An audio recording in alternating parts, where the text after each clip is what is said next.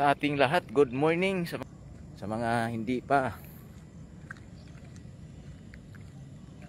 gumigising o hindi pa bumabangon.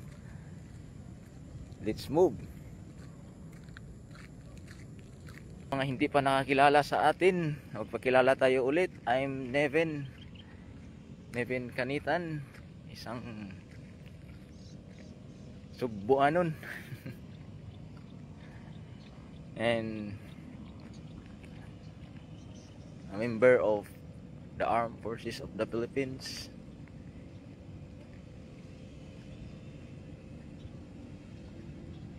At dito na tayo na-assign sa training command ng ating Philippine Army. Before tayo na-assign dito, assign tayo sa Mindanao for more than a decade. Yung junior life natin, and we are very much thankful for the experiences na nandoon tayo sa Mindanao at nakikita natin kung ano yung sitwasyon doon, ano yung mga challenges naranasan na experiences na nakapagbigay ng aral sa atin in terms of our maturity and in terms of our mga knowledge natin, friendships, networks, and napakaraming mga positive na pwede natin i-consider in our assignment sa Mindanao dati as an infantry officer. Kaya dito rin sa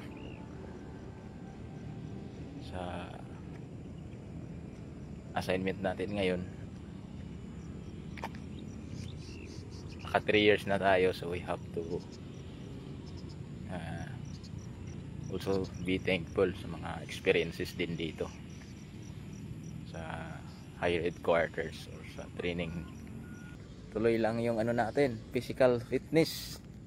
Na busy tayo last time, and of course we have to continue what we are thinking na nakakabuti sa ating katawan, sa health, physical and mental.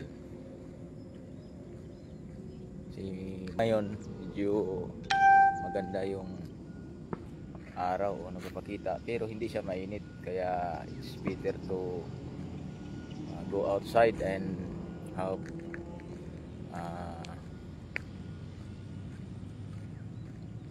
walking. Ito yung mga ginagawa natin ay ano to, is a form of clearing our mind in any mga challenges, para hindi tayo ma-stress sa buhay. Sabi nga, stress ay nakakadulot ng matinding karamdaman, sakit, or even nga cancer. So hindi pwedeng ma-stress tayo, kasi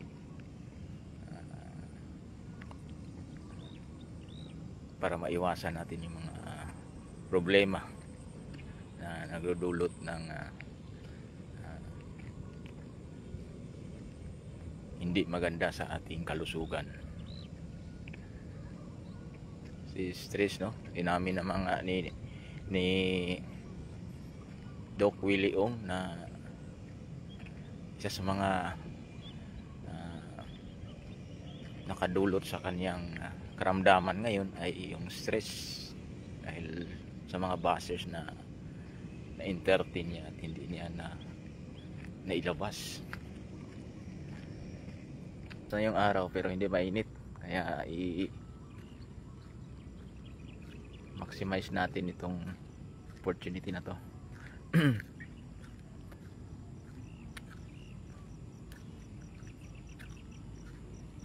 So So it is very important din kasi itong mga sometimes yung mga ginagawa natin in terms of self care, lalo na attributed to our health. So very important yung self care, ano man yan. Maraming paraan kung paano, and of course minsan kasi yung mga bagahe natin, no, yung sinasabi nila mga bagahe na sa utak natin ay simula parang nung bata pa tayo ay nandyan na sa atin. Isa yan sa mga dapat nating i-clear sa atin. Kung tayo ay nagkakamali, dapat yung sarili natin mismo, we have to forgive ourselves, our inner child, kung mga bata pa tayo, or yung pamilya natin, or kung sino man yung tingin natin ay nakapagpabigat sa atin. Must have to release them. And of course yung forgiveness is very important, kasi minsan kasi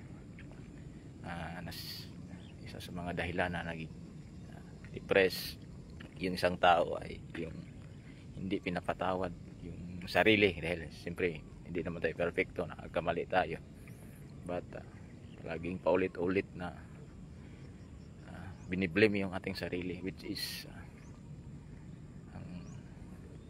dapat i-release yung mga ganun, and we have to forgive ourselves and look forward kung ano yung dapat pang magawa to recover.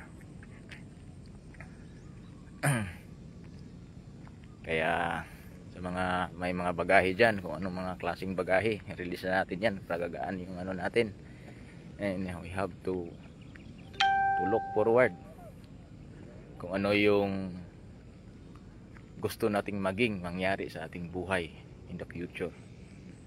It is a matter of self-imaging. Ano yung gusto kong mangyari, ito yung gagawin ko ngayon. Parang kung gusto kang maging healthy, you have to stand as a healthy person. Kahit hindi pa ganun nakuha yung ideal, for example yung weight, we have to think that you already achieve your targeted weight na gusto nimong makuha. That's is important na tinitingnan natin. Hindi na dapat tayo ma-stress pala, sabi nga, no, for everything, kasi si Lord nang bahala. Sa atin lang, we have to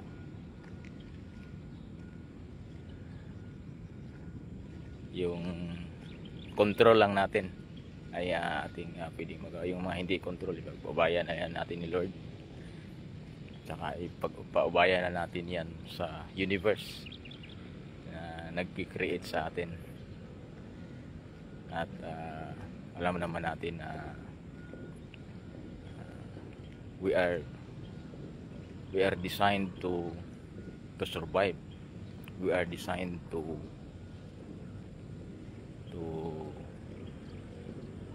solve problem. And minsan lang pag na-program sa utak natin na hindi maganda, mangyayari talaga.